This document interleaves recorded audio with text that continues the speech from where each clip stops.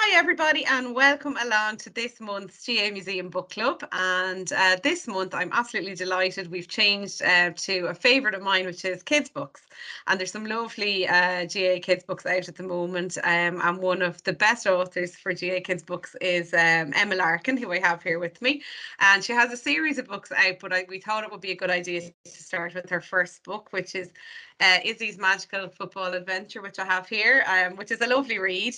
So Emma, thanks so much for joining us. Thanks so much for having me, Julianne. I'm delighted to be here doing the recording. It's great.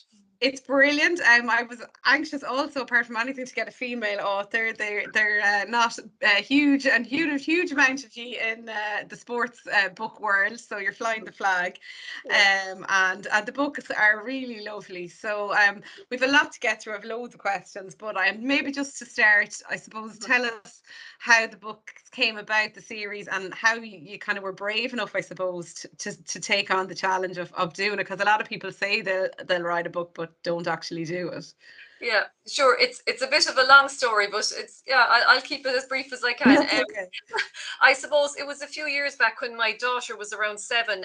I have 3 boys and 1 girl, and my daughter, she loves all sports, but she loves football. All the kids do, but she in particular loves playing football. And she was 7, and around that time, I was looking for a book for her to read when she was starting to read independently. And her teacher had kind of said to me, try and find a book about a subject that she likes, to get her into reading, get her reading by herself. So I started looking around, and a lot of the books were, about animals and different things. I said, she's not into that. And around, I kind of noticed there were some books about sport, like I want to play football for Kerry and those kind of books for that age group. But what struck me was that there was no books with that I could find anyway with a girl on the cover in a lead sporting role. And at the same time, I had been kind of thinking that I'd like to write about my grandmother. My grandmother was Maureen Cashman, and she played camogie for Cork, and she'd won three All Irelands in a row. She was 3 medals, and she was on a great team. And it had, we kind of thought that we should have talked to Nana more about playing camogie. She, it was normal for us to see her watching all the matches and going out with the hurley and loving sport and stuff like that. But in hindsight, we should have asked her so much more about what it was like to play camogie back in the 30s and 40s. So I'd been looking. I was thinking about writing something about her. Wasn't sure, should it be a blog post, what kind of thing I'd write. And I suppose there was that kind of light bulb moment that would I write a children's book with a girl in a lead sporting role and kind of bring Nana into it. And the way I brought her into it was she had a medal made of her All Ireland, a bracelet, sorry, made out of her All Ireland medals. There's some of my uncle's medals on it too. So it was a bracelet. So in the Izzy books, the bracelet is a key plot feature. That's how so that's how I brought her into it. And I started with football because I was coaching football in North Kerry, and that was the sport that my daughter was into, and I knew a lot of girls were into down here. So I started with the football book. So yeah, that's how it came about. Brilliant. And then it developed into a whole series. Yeah. So I went to camogie next. I suppose it was a natural choice because that was Nana's sport. I don't know as much about camogie as I do about football, but it's becoming increasingly popular in North Kerry, and I knew there were lots of girls playing it, and it's so popular across the country. So I did a lot of research, and I talked to people, and got my father to read it because he'd been a big hurling man with, back in the day. He played football and hurling, but he read it, and that was the second book, then the camogie book. So that was lovely to do as well. It was. And how did you meet up with your illustrator to bring it to life then?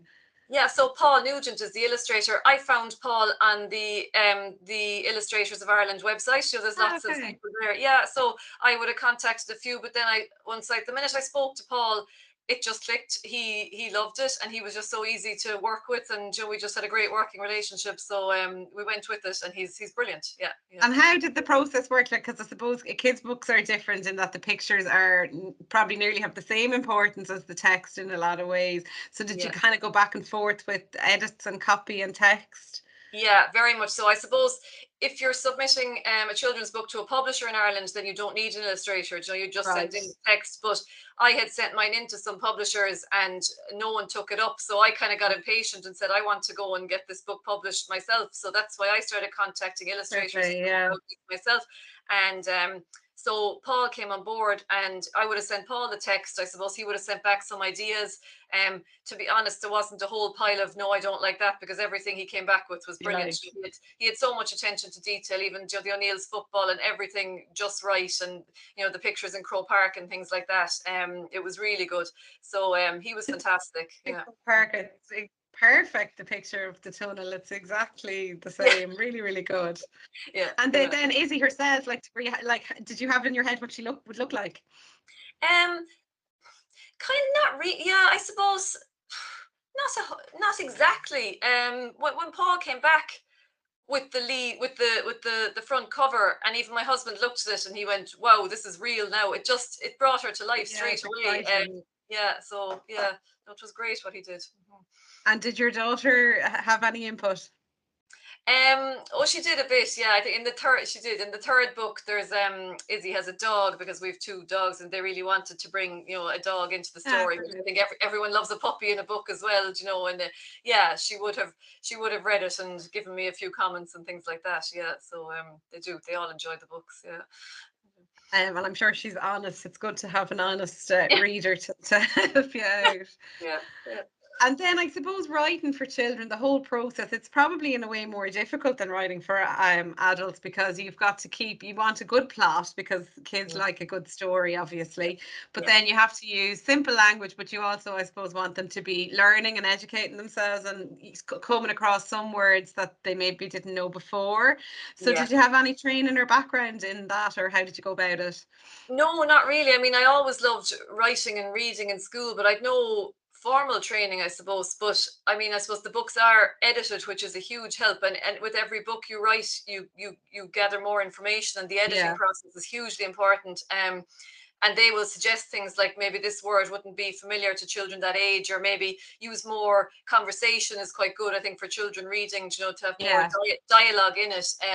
But you are trying to talk to them at their level, but not patronizing either, because they're so smart and they're well able, to read that level of book. So it's yeah, it can be a challenge in a way, but at the same time, I suppose you're just trying to put yourself in their shoes, and you're listening to the kids at training and the way they're chatting and talking, and trying to replicate some of that, so that it makes sense to them, I suppose. Yeah, I did actually. Dialogue is one of the notes I had. There's a lot of dialogue in it. I would find that very difficult myself if I was writing. So I think you did a good job on it. Yeah, it's great. And then I suppose, in terms of the series, have you any plans for where Izzy will go, or are you focusing on other books for now? So there's 3 Izzy books. There's the football adventure, the Camogie, and then we did a Christmas one last Christmas, which was fabulous. That was, we got that printed in hardback and everything, which was really, really nice. Yeah, and it's lovely. Izzy goes to the North Pole, and it's really nice. So the 4th one, we've just decided to go for Izzy plays soccer. So it's going to be her first foray outside of Gaelic games, but I think soccer is a huge growing sport for women in Ireland and all over the world. So I think that'll appeal to a lot of people too. And then if they see that, then they'll see, oh, there's books about Gaelic games as well, and it'll just broaden the appeal of it all. But I'm also working on, I wrote a book for O'Brien Press for an older age group called Twin Power Throw-In, which is also sporting themed. That came out in March, and that's kind of for age 9, 10 plus, whereas the Izzy books are kind of age 7 or younger. So yeah, I'm working on that, and hopefully there'll be more in that series as well. So that would be great. Brilliant. And how did that come about, that you got to write that one? So I suppose it was the kind of the dream, really. O'Brien Press heard of me through the Izzy books, and Michael O'Brien rang me, and we had a lovely chat, and he asked me to submit an idea for an older age group sporting theme book also. And he said to me, his only kind of thing he said was a male and a female lead character. So I took it from there, and I went to its boy-girl twins, Aoife and Aidan Power, and I developed a story around them and their friends, both of them being equally good footballers. And so that's how that came about. It was fantastic, really. Brilliant, and it's going well. I've seen it, so it's brilliant. And are you getting out and about now? I know with COVID you probably couldn't, so are you getting to meet kids now and get their feedback? Yeah, it's brilliant, because I suppose when the first Izzy book came out, it was just before COVID, so we had the big launch and everything in Listowel, and Billy Keane launched it, and Louise Galvin came, and it was Aoife Fitzgerald, the former Cork manager, and it was just brilliant. And then everything ground to a halt when the Camogie book came out, so that probably didn't get its full proper launch. But now things are coming back. I would have done some virtual visits for Kerry Library and for schools, over Zoom and things like that. And just this year now, since April, I've been into a couple of schools and Brilliant. bookshops, and it's lovely. There's nothing better than meeting the children and getting their opinions, and it's just lovely to talk to them. It And really it's is. great for them to start getting out and about too, and meeting the people again, and actually talking properly to authors. Yeah. My own little lad had a question actually, and Yeah. it was, how do you find or come up with your names for your characters? Oh, I suppose, well, Izzy is a funny one because our daughter is Isabel, but we don't call her Izzy. And my husband actually doesn't like her to be called Izzy, but it's just when I was writing the book, Izzy just stuck with me. It just came into Right. my head. So she doesn't mind being called Izzy at all. Some people call her that, some people call her Isabel. So that's where that came from. And the names, the Aoife and Aidan Power and Twin Power, they I suppose I came up with Power there because the whole kind of play on Twin Power and Yeah. that kind of stuff. And Aoife and Aidan, I kind of wanted them to have the same first letter. That's all that was, and I wanted them to be Irish names. But that's where that came from. Yeah, it's amazing the way it kind of takes on a Yeah, whole identity then. Yeah, yeah, I thought it was a good question. yeah. And then I suppose the books, I suppose, bring to light maybe a wider topic that I'm sure we're both interested in, Mhm. which is female representation in Yeah. sport, whether it's playing or, at committee levels or whatever it is. Mhm. Like, do you feel maybe things are changing that way, and things like Izzy coming, like, are helping? I suppose if you can see it, you can be it type thing. Yeah, I think I would hope that the Easy books are helping in some way, because every little bit we do to normalize girls playing sport and is good. I think it's come a long way. I think there's more to do. I think until we have full equal representation, on the pitches, on the television, I think we have to keep going Yeah. until it's right up there with the men's. But I think there's an awful lot done. The 2020 campaign, can't see it, can't be it. That was fantastic, and I think even what RTE and TG Cahir have done since is brilliant. There's so many female presenters, and they're showing female sports all the time, between the soccer and the football and the camogie. And I think the representation at club level is great. I mean, women have been the backbone of GAA clubs for years, doing so much behind the scenes. And I think now more and more of them are playing. And with the Gaelic for Mothers and Others initiative, you're getting more mothers and women into playing football and the fun and social side of it. So I think just the more that we show our daughters and sons that it's normal for women to go out there and play sport and be sweaty and messy and the whole lot, it's good. We just have to keep showing them that it's the way to be. Yeah, I agree, and you're right about the female presenters and the players. It Mhm. feels like a nice community as well now in sport. People are supporting each other, and it's good to see the likes of Cora Johnson getting Yeah, equal status as a commentator. At the yeah, weekend. So yeah, I definitely yeah, think that there's a need for more Izzy books, and she's a yeah. great role model. Now, I have a couple more questions from a few that came in. Oh yeah. The bracelet that the grandmother has, did your granny have a bracelet, or was that your own idea? No, no, that's real. The bracelet is real. She had her medals made into a bracelet. I think there's one or two on it as well, belonging to her sons. One of my uncles played minor football for Cork. There's possibly a soccer medal on there too. They're all on it. Wow. Yeah, and one of my younger cousins, Ali, she has the bracelet. Nana left it to her.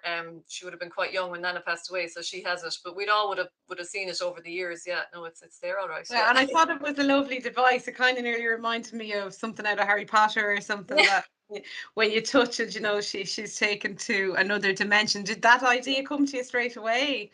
Yeah, pretty much. That was kind of the famous light bulb moment, that I could Yeah. use that. Yeah, yeah, it was. Yeah, that was kind of the key thing that got me going with the story. Yeah. Yeah, because I thought it was even like when I was reading it myself before I read it with my child, I thought like it's good. I want to know what happens. And as I said, kids do want to plot. That's the main, I suppose, Yeah. thing. That's what I And say in to them on school visits. I'd be giving them kind of a few writing tips and say there has to be something that happens. It has to be the plot. Something might have to go wrong and then be fixed. You know, if you're writing a story. So yeah, like a problem that has to be resolved, yeah, or whatever it yeah, is. And the imagery of Crow Park is really good, like even on the cover. Yeah, so Paul obviously got that right straight away. You were happy with that? yeah, very much so. Yeah, yeah, and like that, the ball and the slitter and the hurley and the whole lot. Yeah, and in the Camogie book, he has the pictures of Camogie back in the day when Nana played, and the the longer sticks, and he has all the details. It's very well done. He did great research. Yeah, and Hurleys are traditionally really difficult to draw. Oh, right. Yeah, apparently so hard to capture. And even when we're developing products in the museum shop, it's quite hard to get an accurate Hurley. So yeah, it looks great. So well done. Yeah, we'll And tell I'm him just that. going. Yeah. And then this, I don't know if you can see here. So that's the lovely photo of your granny. So I thought that was a lovely touch to put into the book. Was that always the idea? I suppose she was the inspiration. Yeah, she was one of the main inspirations for the first for the book. So I think I have her picture in the first book, and then I have Yeah. her team in the Camogie book. Yeah. So Lo- yeah. yeah, lovely. We have the Camogie book as well in the museum. And funny, I think they're probably equally as popular as Oh, each good. other, Yeah. which is interesting. Yeah, Yeah. really interesting. Yeah. And I suppose your plans then for the future, what's next for Izzy and then for Emma, I suppose. I suppose that the next for Izzy is the soccer book, like I was saying. For Yeah, myself, I suppose I want to keep writing. I kind of want to keep promoting women in sport. I have, I suppose, a small business built around it now. There's a bit of gift boxes around Izzy and yeah, training tops and things like that. Um, I just want to work more and more in this field, to promote literacy, to promote reading, and to promote sport and just activity. I say to kids in schools, it doesn't have to be competitive sport. Not everyone wants to play on a team, but just to get out there if you can and be active, and just even playing chase or walking your dog, just to show kids that it can help. I think that's what I want to keep doing. yeah, it's fantastic. And how do you find the business side of things? Because as you say, like a lot of authors don't have to do that. That's Mhm. difficult. It's difficult putting yourself out there. It's difficult, I suppose. Sales are difficult, and they're difficult Yeah. at the moment. So, like, how do you find that? Are you naturally a good business person? I suppose I'm an accountant by trade, and Okay, that's a I good still, help. it does help. It helps in the accounting side of it. But it's funny. I've been an accountant for a hotel for a long time, and that's kind of, you're involved in the running of a business, so that helps with running my own business Yeah, as well. I suppose I would have been weaker on the marketing side of it, so you're kind of learning all the time around social media and how to promote it. And I suppose the selling, the kind of pushing myself wouldn't have come naturally to me, but I've kind of had to learn how to do that. But nearly everyone I meet is lovely, and all the bookshops and booksellers, people have been really, really nice. And I think people are just so they've been so receptive to the idea, and they get it, so it's been great. It really it's good has. to hear. And do you physically go out and contact bookshops all over the country yourself? Yeah, so I suppose with the Twin Power book with O'Brien Press, they do all the distribution and selling, Okay. which is fantastic. That takes that all away from me. But with the Yeah. Izzy books, I'm selling them myself. They're printed in Ireland in Mayo, and I'm selling them myself. So you can ring bookshops, but if I can, since COVID, since we've been able to go back out again, I have been traveling as much as I can, because I Okay. think nothing beats actually going into a shop and talking to the bookseller, and it makes all the difference. So I'm trying to get around as much as I can, but it's just finding the time to do that, and to even ringing and following up on things. Yeah, and That's you're busy with 4 kids and a job and then a whole other thing and coaching as well. yeah, yeah. The coaching, yeah, the coaching is fun. Yeah, yeah. No. And 2 dogs thrown into the Two mix as dogs. well. Yeah, yeah, yeah. They're probably the most mind, and I have one here beside me. Um, and then I suppose the social media which you mentioned there, yours is really good. Do you like, obviously it's very important now. Do you think maybe it makes it a bit easier for you to promote yourself than it would have maybe 10, 15 years ago? Oh, definitely. I suppose. Yeah, it does. I mean, I'd be on Facebook, Instagram, and Twitter. Probably have the biggest following on Instagram, and I think Instagram can be quite a nice environment as well. And you can. I'm getting more into it. I go through phases where I'm in the mood to kind of share lots of things that I'm really into it, and then you kind of just sometimes just want to pull back, and but it's good. And Twitter then is good, kind of from, there's a lot of publishing people on Twitter. So Yeah, and your business side. Facebook is still, people say Facebook is, it's not. Facebook is still, there's a lot of people on Facebook, especially I think the older generation, grandparents and people have really, are into that. And there's so much GA clubs and things like that on Facebook, so you can't forget about that either. So yeah, and it definitely, I mean, it's, if you work at it, it's free. Yeah, it's a lot of work though, isn't it? Like you have to, as you it say, is. keep it every day, nearly be attentive to it. Yeah, and trying to come up with kind of new and unique things to post about, not to be, because you can't just be the hard sell the whole time. There has to be Our competitions. There's only so many competitions you can do. Oh, that's nearly bringing us up to the half hour now. So I really appreciate the time, particularly on a bank holiday weekend. So thanks so much. And I know I had to change at the time as well. So thank you for your patience, and congratulations on the success and the idea. It's fantastic, and we're looking forward to more Izzy books and Twin Power, and we'll hopefully maybe chat to you again later on in the year. So thanks so much, Emma. Thanks very much, Julianne. I really enjoyed it. Thank you.